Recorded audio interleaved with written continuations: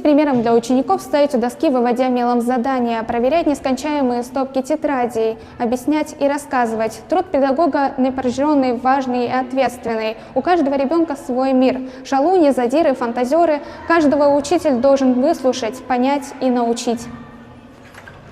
Когда надо, она актриса или художник, если потребуется, писатель и певица. Выслушает и успокоит, поймет и поддержит. Уже 20 лет утро Эдии Ибраимовой начинается с традиционного звонка на урок. Наша героиня пошла по стопам своей мамы. С детства восхищалась и гордилась ею.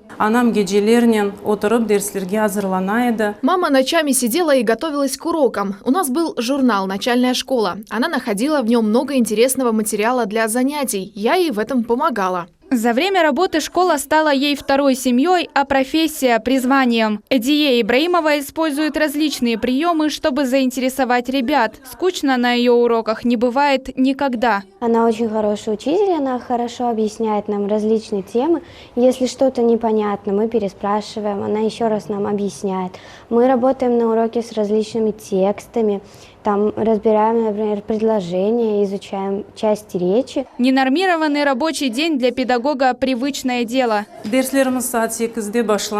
Обычно учебный день начинается в 8 и длится до 8 вечера. Дома делаю уроки с детьми, готовлю ужин, потом уже готовлюсь к своим занятиям. Около 1-2 ночи иду спать.